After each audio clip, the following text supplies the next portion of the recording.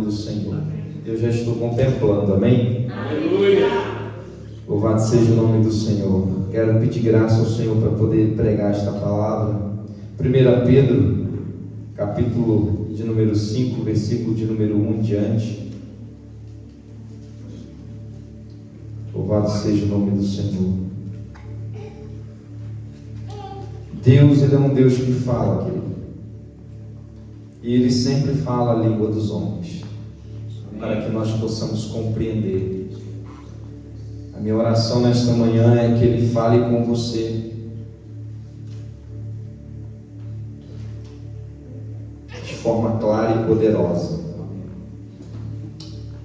Louvado seja o Teu nome, Senhor. Diz assim o verso 1 em diante: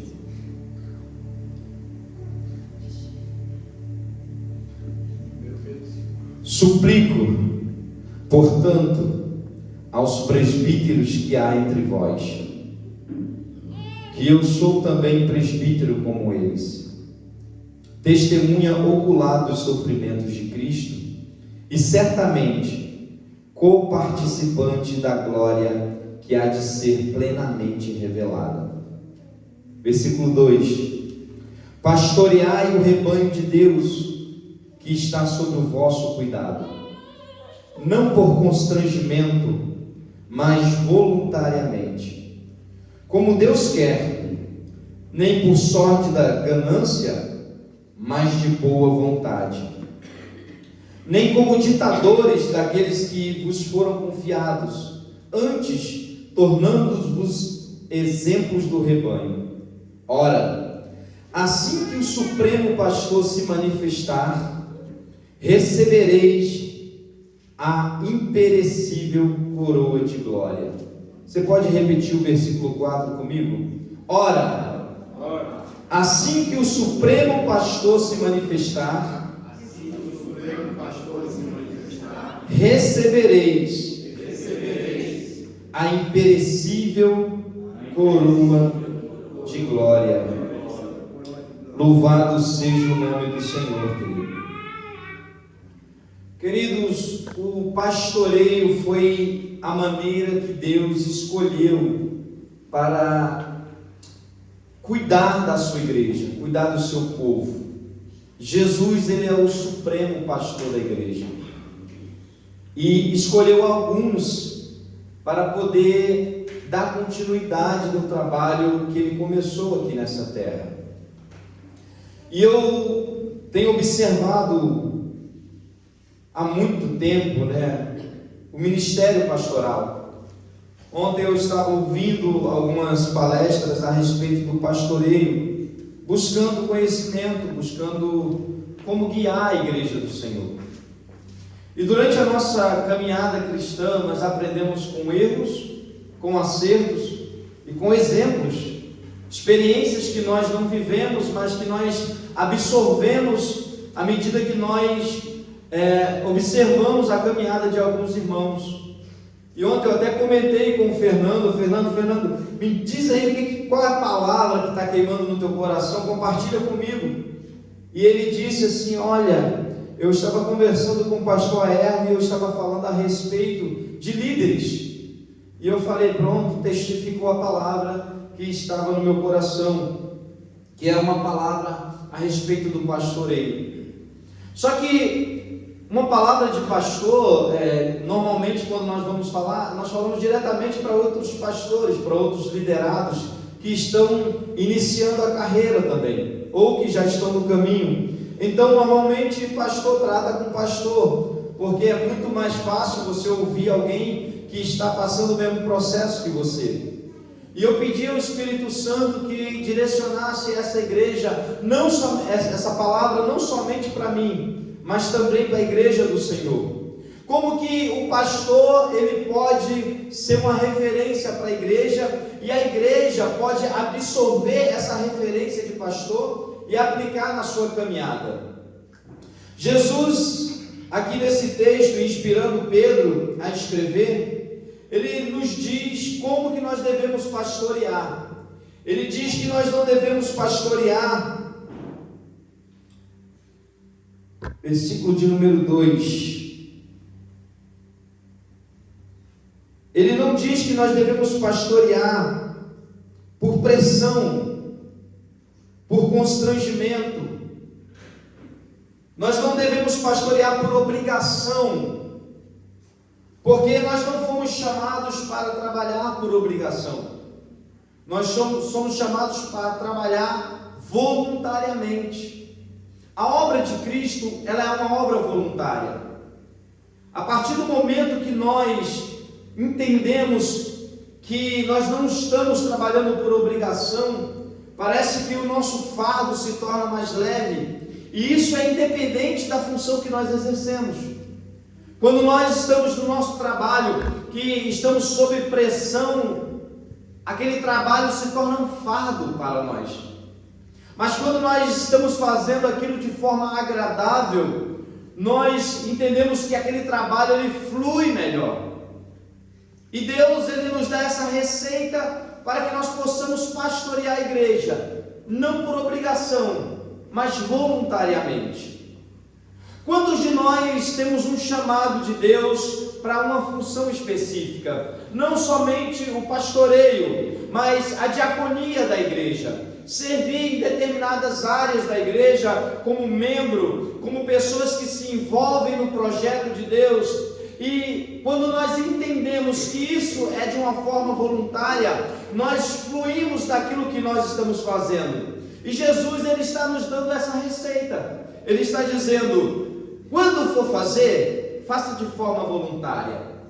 Porque quem faz de forma voluntária não carrega peso, ainda que seja pesado. Porque Jesus ensinando, ele vai dizer: aprenda de mim, que o meu fardo é leve. Aprenda de mim, que sou manso e humilde. E como é bom a gente aprender de alguém que sabe ensinar, sem transferir o fardo sobre nós, ainda que seja uma grande responsabilidade. Servir a igreja do Senhor, querido, é um desafio para nós. Porque como homem, nós estamos sujeitos a falhas, nós estamos sujeitos a perecer e de alguma forma nos desviar daquilo que Deus propõe para a nossa caminhada. Nós estamos sujeitos, queridos, a nos frustrar. Nós estamos sujeitos a deixar que a soberba entre no nosso coração. Todas as pessoas que recebem autoridade, que recebem uma responsabilidade, um encargo sobre outras pessoas, estão sujeitas ao erro. E quando nós depositamos algumas coisas na vida de outras pessoas, quando nós investimos tempo, quando nós investimos valor sobre outras pessoas, nós estamos sujeitos também a gerar uma expectativa de um retorno daquelas pessoas. E quando nós não recebemos, nós também estamos sujeitos a nos frustrar. Como homens e mulheres de Deus, nós não podemos fazer a obra de Deus frustrados. Nós não podemos fazer a obra de Deus esperando um retorno do nosso próximo. Mas como nós podemos fazer isso? Como nós podemos trabalhar com pessoas e não esperar algo em troca? Jesus precisa operar em nós o seu favor, querido.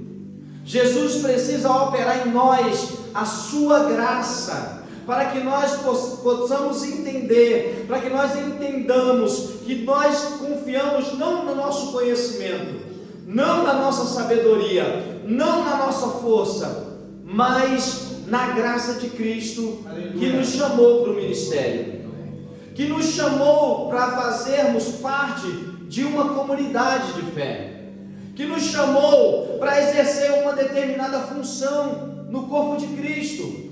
Porque se nós não entendermos que nós dependemos dessa graça, que nós não dependemos desse favor, nós vamos de alguma forma nos frustrar ou frustrar alguém. Por isso Pedro ele está dizendo: você não pode trabalhar por pressão, você não pode trabalhar por pressão de alguém, você não pode se submeter ao seu chamado porque você está sendo obrigado a exercer ele, mas você tem que fazer isso por boa vontade, porque quando nós nos doamos, querido, nós entendemos que nós não vamos receber aquilo de troca, não de um irmão, porque a partir do momento que nós entendemos essa voluntariedade, nós entendemos que nós não estamos fazendo mais para homens, nós estamos fazendo para Deus. Aleluia. E Deus, querido, não deve nada para ninguém. Tudo aquilo que eu tenho semeado de tempo, de oração, de jejum, de leitura, de busca de conhecimento, Deus tem me recompensado, querido. E eu creio que na vida de cada um de nós, todas as vezes que nós nos dispomos a fazer algo para Deus, Deus tem nos recompensado, porque Deus não deve nada para ninguém, querido. Deus, querido, Ele quer fazer de nós pessoas fiéis ao chamado. E não tem como nós provarmos fidelidade a Deus se nós não estivermos exercendo aquilo que Ele nos chamou. Não tem como ser fiel a Deus se nós não sermos fiel àquilo que Ele colocou em nossas mãos. E muitos de nós esperamos viver grandes coisas em Deus, mas o nosso desafio é ser fiel no pouco daquilo que Deus tem nos concedido. Porque a Bíblia diz que Deus chamou um para pastores, outros para mestres, outros para evangelistas, outros para profetas, outros para apóstolos. E dentro do corpo de Cristo, dentro da igreja do Senhor, cada um de nós somos membros. E membros têm propósitos específicos. A minha mão tem um propósito específico. O meu pé tem um propósito específico. A minha boca tem um propósito específico. Dentro dessa igreja, você tem um propósito específico. E Deus te chamou para exercer algo, seja no púlpito, seja nos bastidores, seja na comunhão com os irmãos. Deus te chamou para fazer algo específico. E para que você possa exercer coisas grandes, primeiro, você precisa ser fiel no pouco, porque está escrito: se você for fiel no pouco, eu te coloco sobre o muito. Nós precisamos ter consciência que no corpo de Cristo, todo mundo é útil. Não é útil para o pastor, não é útil somente para a igreja, mas é útil para Deus. Deus nos chamou para nos usar. Deus nos convocou para o seu reino, para que nós possamos dar continuidade naquilo que os apóstolos já fundamentaram a nossa fé. E nós estamos sujeitos nessa caminhada a viver desafios, querido. Mas deixa eu falar algo para você. Os discípulos do caminho de Emaús, caminhando com Jesus, eles sentiam que a palavra de Jesus queimava em seu coração. Mas quando eles sentaram na mesa, e quando viram Jesus partindo o pão, eles entenderam quem era Jesus.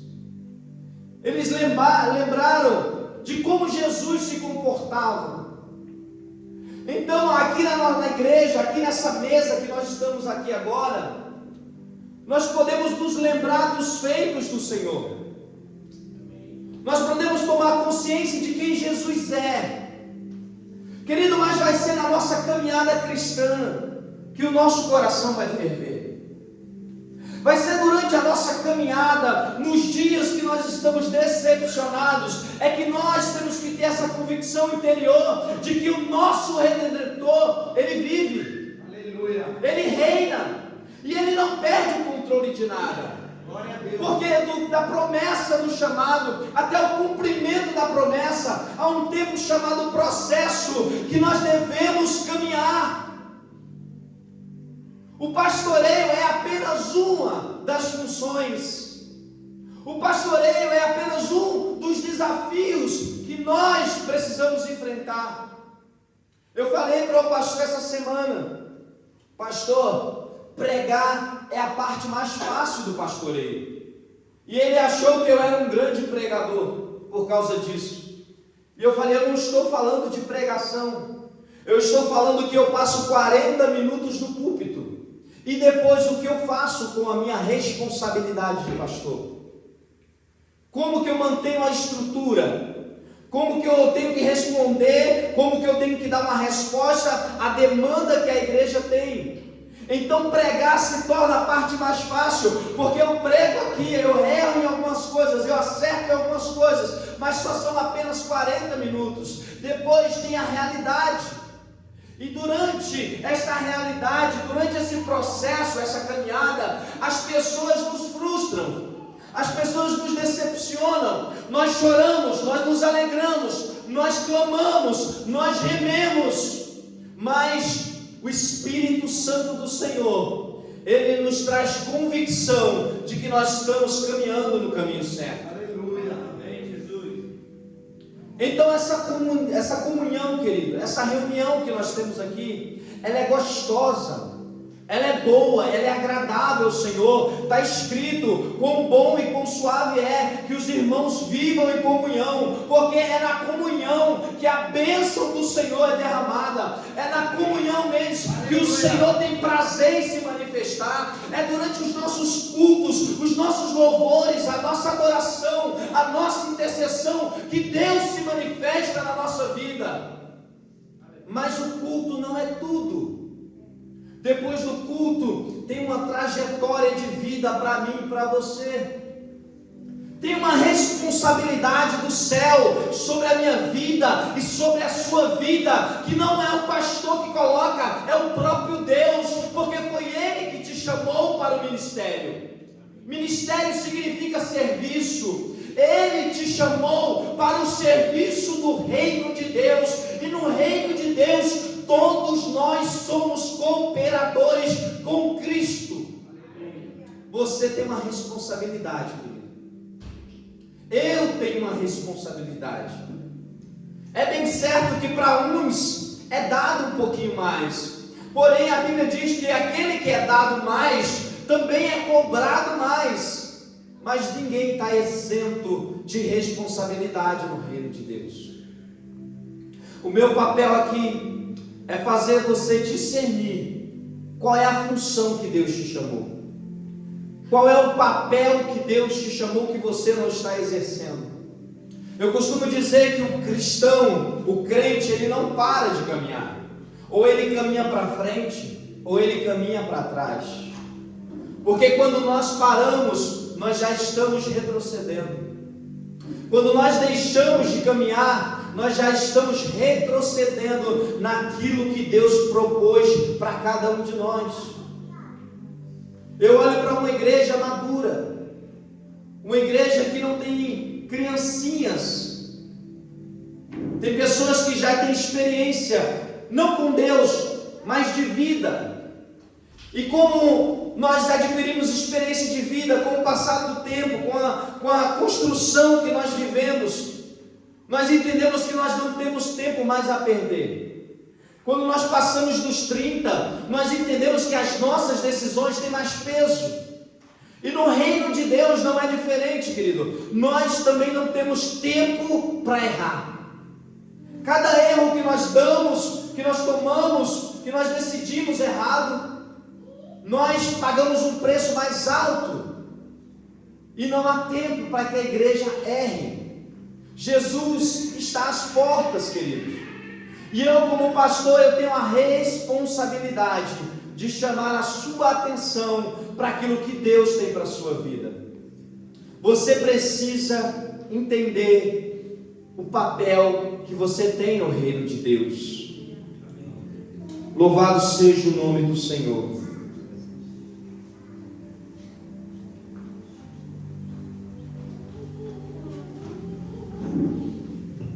Versículo de número 3, ele diz assim: nem como ditadores daquele que vos foram confiados, antes tornando-vos exemplo do rebanho. Existe um desafio. Hoje nós temos uma cultura chamada cultura da honra, aonde os líderes, exigem honra dos seus liderados. E essa tal cultura da honra tem uma linha muito fina, muito tênue, aonde nós podemos passar de honra para desonra, aonde eu posso exigir de você honra sem eu ser uma pessoa digna de honra. O problema da gente estar em um lugar de autoridade é a gente ter maturidade para saber até que ponto nós precisamos exercer a nossa autoridade. E eu falo para todos que têm uma responsabilidade, seja como patrão, seja como o pastor, como líder em um departamento, nós precisamos entender até que ponto vai a nossa autoridade. Jesus, ele nos dá um conselho, ele diz assim: não é como alguém que vai impor autoridade, mas é como alguém que vai dar exemplo. Como que eu vou exigir algo de você se eu não for exemplo para você? Como eu vou pedir honra para você se eu não te honro na mesma medida? Como que eu vou falar para você orar se eu não oro? Como eu vou falar para você jejuar se eu não jejuo? Como eu vou falar para você dizimar se eu não dizimo? Como eu vou falar para você venha para a igreja se eu não vou para a igreja? Jesus, ele nos chama a ser um líder como ele era. Jesus não pedia nada para os seus discípulos que ele não fazia para deixar como exemplo. Então, na nossa função, na nossa responsabilidade, nós precisamos entender que o exemplo, ele vai arrastar sempre mais do que as nossas palavras. Porque eu posso pregar o sermão mais bonito que for, se eu sair daqui e der um mau exemplo para você, todas as minhas palavras caem por terra. E não é diferente na sua vida. Você pode ter uma palavra maravilhosa, um estudo maravilhoso, mas se o mundo não observar você, e não vê em você um homem de Deus, uma mulher de Deus, toda a sua palavra também cai por terra. Eu estou sendo exposto pregando para você. Todas as vezes que eu prego uma palavra, eu tenho que estar comprometido com aquela palavra, porque se eu não viver essa palavra, eu estou sujeito a desviar todo o rebanho do Senhor do propósito que Ele tem me confiado. Então, querido, nós precisamos entender a responsabilidade que nós temos. Eu, como pastor, eu tenho que entender a responsabilidade que eu tenho. Parece que a partir do momento que você é separado para o ministério pastoral, parece que você virou outra pessoa. Todo mundo te olha diferente, todo mundo te vê diferente, todo mundo espera algo diferente de você. Sabe o que eu estava observando? Que isso não é só da liderança, isso é de todo cristão. Quando nós entramos em um lugar e nós dizemos, eu sou cristão, acabou para você. Você não pode mais seguir o fluxo daquele lugar. Você, a partir daquele momento, você decidiu ser luz para aquele lugar. Você decidiu ser sal para aquele lugar. A partir daquele momento, as suas palavras têm que ser temperadas, tem que ser limitada, tem que ser pensada, porque você agora não é apenas o João, você não é apenas o Mendes, você é um Mendes, discípulo de Jesus, você é o João, discípulo de Jesus, e você carrega o nome de Cristo. Eu não lembro se foi Gandhi, que foi na Inglaterra conhecer um pregador. Eu não lembro se foi ele que disse essa frase, mas ele chegou na igreja e ele não foi bem recebido.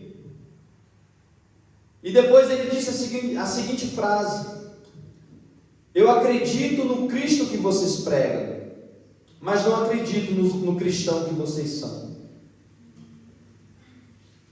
Tem muita gente que acredita em Jesus, mas não acredita no seu evangelho por causa do nosso mau testemunho. Tem muita gente que até queria ter uma vida cristã, mas ele observa o cenário e só vê escândalo, só vê pessoas dando mau testemunho, só vê pastores ladrões, só vê escândalos diante da igreja. Então eles acreditam em Jesus, mas não acreditam no cristianismo, porque a realidade mostra outra. Eu sempre uso o quadro do Brasil, onde 80 milhões de pessoas são evangélicos, aonde mais de 200 milhões de pessoas se dizem cristão, e nós temos uma realidade de país que é uma desgraça, quando nós comparamos com o número, com dados. Então não basta somente conhecer de Jesus, nós temos que viver aquilo que Jesus deixou para nós.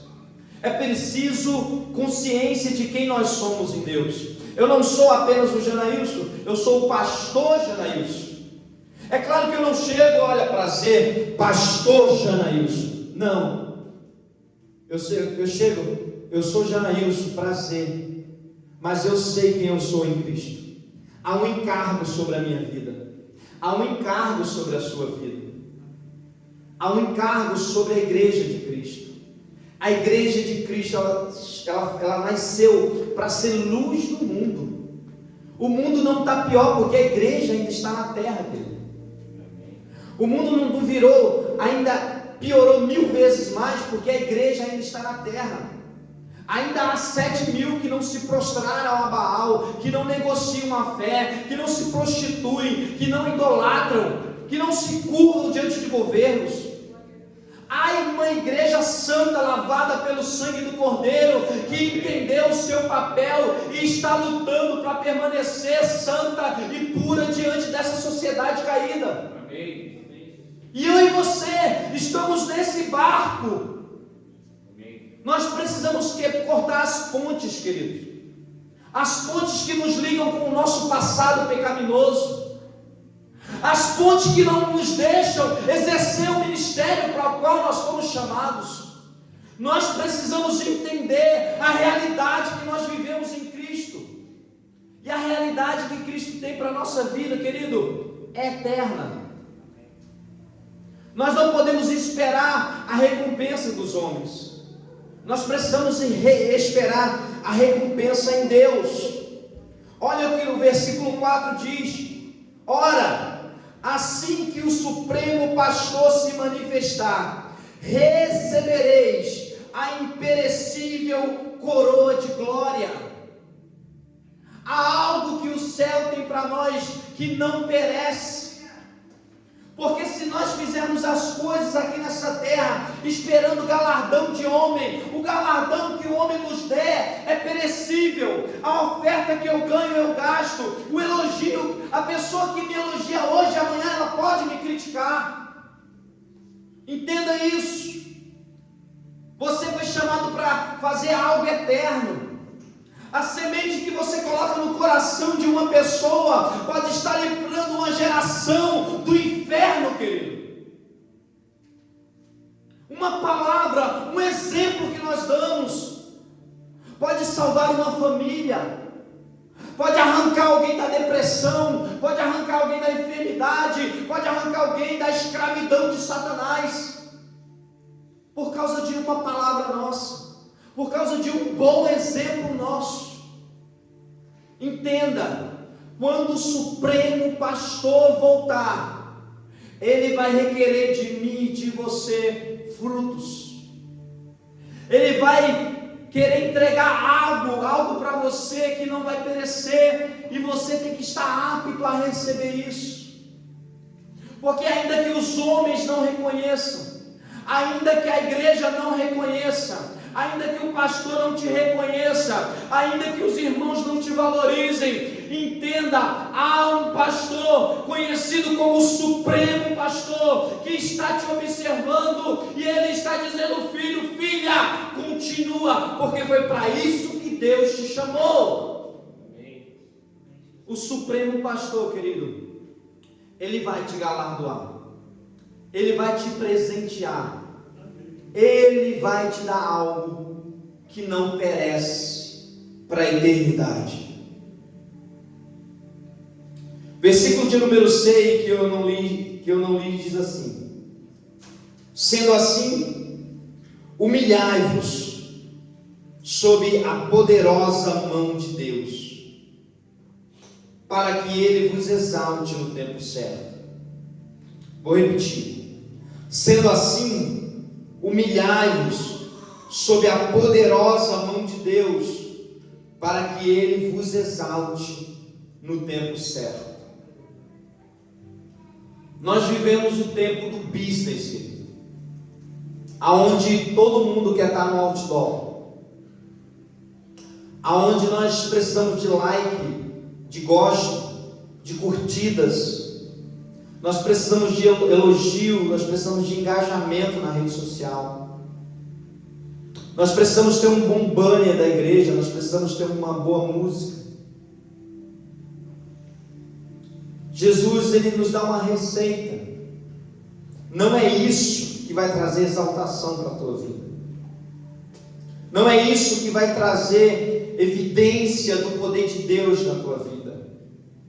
Não é isso que evidencia se uma igreja é de Jesus ou não. O que evidencia o nosso chamado é a nossa capacidade de nos humilhar diante da potente mão do Senhor. Se nós queremos viver o extraordinário de Deus, se nós queremos ser exaltados entre as nações, nós precisamos passar por um processo chamado humilhação. Humilhação, não diante dos homens, diante de Deus. Porque está escrito que aquele que se humilha, Deus exalta. E não existe lugar melhor, querido, para a gente poder lutar as nossas guerras, que é na presença de Deus.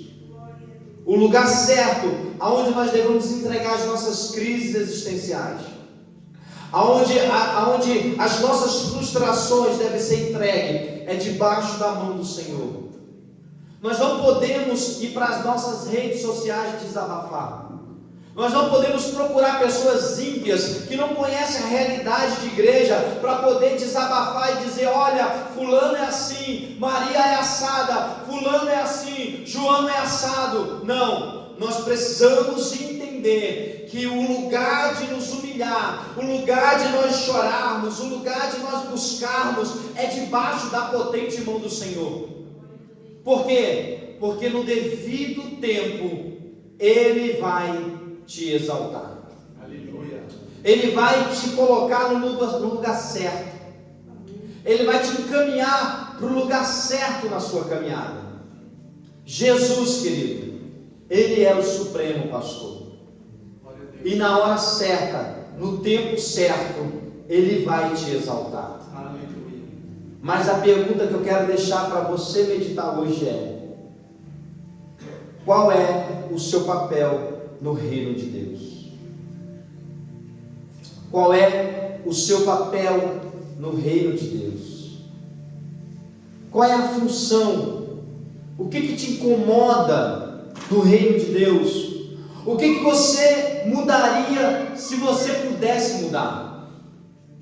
O que você faria se você tivesse um recurso, se você tivesse a oportunidade? O que você ama fazer, que você faz até sem receber nada em troca? Deus, Ele sempre tem algo para nós, querido. Deus tem sempre algo para nós, específico.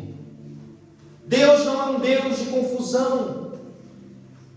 Deus é um Deus de clareza, de propósito. E Ele tem algo específico para a sua vida. E talvez o que você precisa é ser ativado naquilo que Deus tem para a sua vida. Talvez o que você precisa é apenas se posicionar e dizer: Deus, eis-me aqui.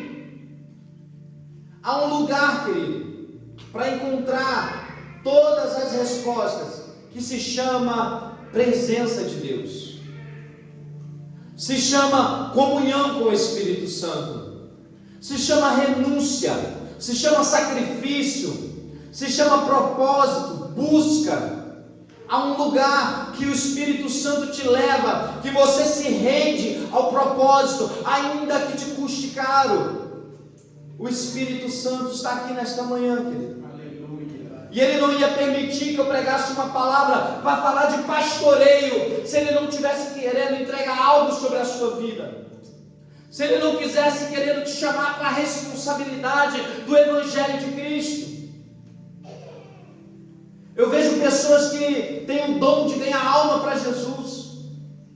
Pessoas que falam do Evangelho com tanta fluidez que qualquer pessoa é convencida pela maneira que ela fala. Eu conheço pessoas que têm o dom do amor, que quer levar até os animais para dentro de casa, que amam pessoas que não conhecem, pessoas que têm sensibilidade para ouvir a história do outro e conseguir entrar na história dela e se comover e se deixar cuidar daquela pessoa. Pessoas que são resilientes, que não se prostraram diante da dificuldade, não se prostraram diante da luta, vivem uma vida que aos meus olhos é uma vida de miséria, mas não se renderam, não se prostraram, estão de pé, guardando a sua fé, o seu caráter, a sua índole. Deus tem um chamado para você específico. Aleluia. Deus tem uma responsabilidade para você, e nesta manhã o Espírito Santo quer te colocar no posicionamento, porque, querido, nós precisamos estar posicionado, porque Cristo é a rocha, Cristo é a pedra singular, a pedra principal que está fundamentada, alinhada, e se nós estivermos sobre ela, nós não vamos desviar do propósito de Deus. Oh, querido, o Espírito Santo está falando com você nesta manhã.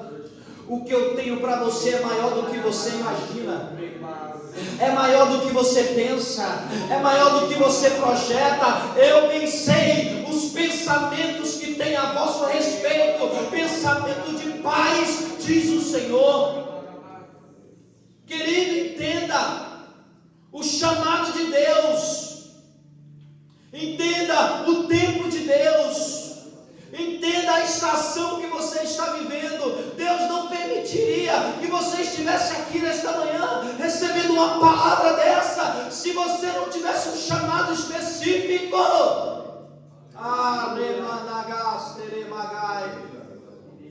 O Espírito Santo, querido, ele não erra. Deus, ele não errou quando me escolheu. Eu falo, Deus, eu não gosto de estar com pessoas, eu não aguento pressão de muitos problemas na minha cabeça, eu não sei ensinar, eu não gosto de estudar. Como que o Senhor me escolhe para estar cuidando de pessoas, para estar lidando com demanda de problemas? Como o Senhor pode me escolher para essa função? Ei, o Espírito Santo, você precisa ser dependente dEle. Eu sou dependente dEle. Você precisa entender que não é na força do seu braço, não é no seu conhecimento, é na força do Espírito. Se o Espírito Santo, querido, não me desse uma direção na hora da palavra, se Ele não me desse uma palavra de sabedoria, se Ele não me desse um entendimento para poder lidar com pessoas, eu não estaria aqui. Eu já orei com raiva e Deus respondeu. Entenda, não é você, é o reino dele. Entenda, nós não somos melhores, o pastor não é melhor, os líderes não são melhores, eles são servos. Nós somos servos. Existe um peso sobre a minha vida, existe um peso sobre a sua vida. Nós, como igreja, estamos aqui para preparar o caminho para que a igreja se achegue mais perto de Cristo. Há uma responsabilidade, querido, sobre a minha vida e sobre a sua vida. Não se distraia. Comece a observar a sua trajetória, o que você viveu, por que Deus permitiu que você chegasse até aqui. Aleluia, Senhor. Por que você não se converteu lá atrás? Por que você se converteu só agora? Por que você não buscou Deus lá atrás, você buscou só agora? Porque Deus te fez passar por tudo aquilo e te trouxe para este tempo, para essa estação. Portugal, querido, tem uma seara gigante. Tem uma seara gigante. E eu quero dizer para você, nós estamos em tempo de colheita. Aleluia. Nós estamos em tempo de colheita. Se você quiser trabalhar na seara, Deus vai te capacitar e nós vamos fazer a maior colheita da história, porque Portugal vai conhecer a glória de Deus. Vai conhecer, e vai ser através de mim e através de você. Não olhe para a sua estatura, não olhe para o seu conhecimento, não olhe para a sabedoria que você tem, não olhe para o recurso que você tem. Olha para Jesus, que é o autor, o consumador da sua fé e que vai fazer coisas extraordinárias através da sua vida. Eu estou crendo nisso, querido. Glória a Deus. Eu quero orar com você nesta manhã. Eu quero pedir ao Espírito Santo para que te encha. Eu quero pedir ao Espírito Santo para que Ele te toque, para que Ele mova os seus lábios a dizer: eis-me aqui. Para que Ele mova as suas mãos e dizer: Pai, usa as minhas mãos, usa os meus pés, usa os meus recursos, usa o meu intelecto, usa a minha força, usa a minha vida, Pai, mas me faz útil no Teu reino. Nós precisamos, querido, nos posicionar como igreja diante dessa sociedade. A Bíblia diz que as portas do inferno não prevalecerão contra a igreja de Cristo. Aleluia. Nós precisamos avançar, igreja. Nós precisamos avançar. Se coloque de pé em nome de Jesus. Você recebe essa palavra? Amém. Oh, Espírito Santo. Cíntia, você pode louvar? Ah, Deus meu, Deus meu. Eu, como pastor, querido, permaneço firme, Glória a Deus. pastoreando com amor e verdade, mesmo diante dos desafios. Amém. Você, como igreja, querido, honre, ore, participe, seja uma ovelha comprometida no reino. Juntos nós vamos ser a expressão de Cristo nesse lugar. Ninguém faz uma obra grande sozinho. Ninguém faz uma obra grande sozinho. Uma formiga só não constrói um formigueiro. Por mais intelectual que ela seja, por mais forte que ela seja, ela nunca vai fazer algo grande. A igreja do Senhor, ela só cresce quando nós estamos em unidade. Quando você entende a visão do seu pastor e quando o pastor entende o membro que tem. Espírito Santo, Tu és bem-vindo nesta manhã. Eu quero pedir ao Senhor, Pai, que o Senhor traga uma consciência sobre a igreja. Eu quero pedir ao Senhor que o Senhor leve essa palavra para os corações. Pai, enquanto eu pregava, algumas mentes, ó Pai, vagueavam, pensando na sua vida, pensando no tempo, Senhor, que elas têm de caminhar, pensando nos frutos, ó Pai, que estão dando. Pai, eu conheço pessoas que têm 20 anos de evangelho e nunca batizou ninguém, Pai. Oh, Espírito Santo. Eu conheço pessoas, ó Pai, que estão 5 anos na igreja e nunca trouxeram uma alma para a igreja. Espírito Santo, eu quero pedir ao Senhor nesta manhã. Essa igreja vai ser diferente, Pai. Essa igreja vai ser uma igreja que entende que o reino não é só dela. Existem filhos e filhas, pessoas que não são desse aprisco, que estão aí fora, Pai, e precisam ser conduzidas para o aprisco. Eu quero pedir ao Senhor nesta manhã, Espírito Santo de Deus, move o coração da tua igreja, para que eles se posicionem e vivam o propósito que o Senhor tem para a vida deles. Deus. É o Senhor que faz isso, Pai. Ninguém abre mão, Senhor, dos valores. Ninguém abre mão, Senhor, de trabalho para se dedicar à tua obra, se o Senhor não se comprometer, Pai. Se o Senhor não tocar, se o Senhor não convencer. Senhor, pessoas, Pai, não vão negociar o seu fim de semana, Pai querido. Ó Deus querido, se o Senhor não convencer ela que elas precisam ser usadas por Ti. Ah, meu Deus. Oh, Espírito Santo. Espírito Santo, as pessoas não vão abrir mão de hora extra se o Senhor não convencer, Pai. Mamão tem gritado nessa nação. Mamão tem gritado nessa nação, Pai, e os teus filhos estão distraídos. Xerebacatoromagas.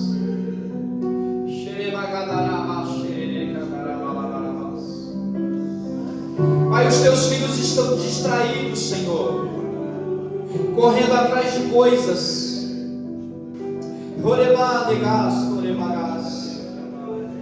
Espírito Santo, se o Senhor não convencer e trazer os pés dos teus filhos para o propósito do Senhor, Pai, eles não vão largar, Senhor. Oh, Espírito Santo de Deus, eu peço ao Senhor esta manhã, derrama uma graça sobre esta igreja, derrama um quebrantamento sobre esta igreja, dilata os corações dos teus filhos, para eles entenderem que o coração só queima na obra, o coração só queima na caminhada, o coração só queima com desafios. Oh, Espírito Santo.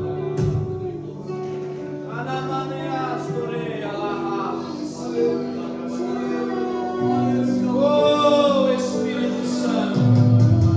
No primeiro amor, Pai, nós não negociávamos tempo, Pai. Nós não negociávamos o tempo do culto, ó Pai amado.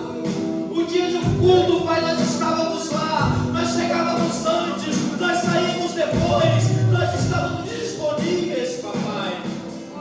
Ah, Espírito Santo.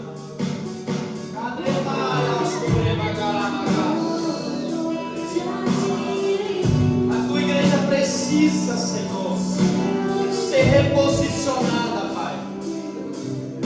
A tua igreja precisa ser reposicionada.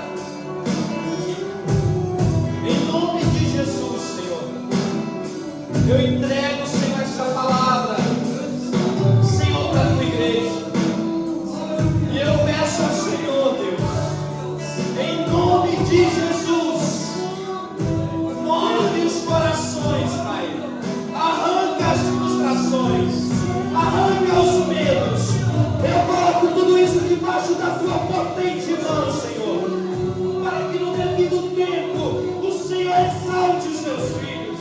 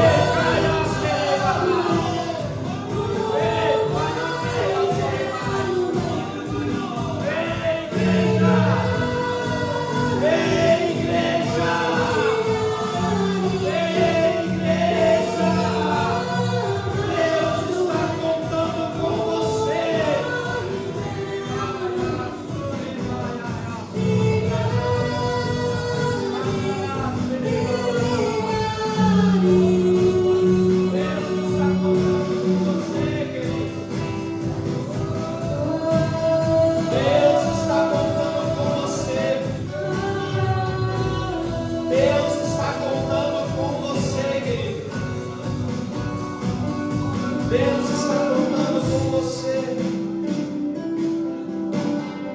Se você não se posicionar, querido, Ele vai levantar outro em seu lugar. Oh, Espírito Santo. E quando o Supremo Pastor voltar, o que diremos a Ele? O que diremos para o Supremo Pastor, o pastor da nossa alma? Oh,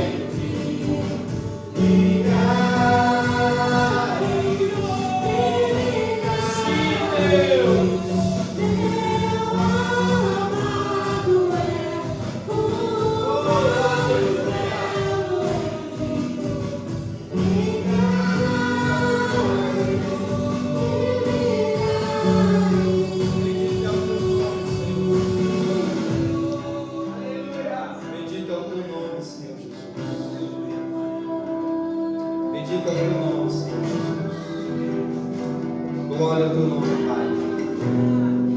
Deus é bom, querido. Servir a Ele é um privilégio.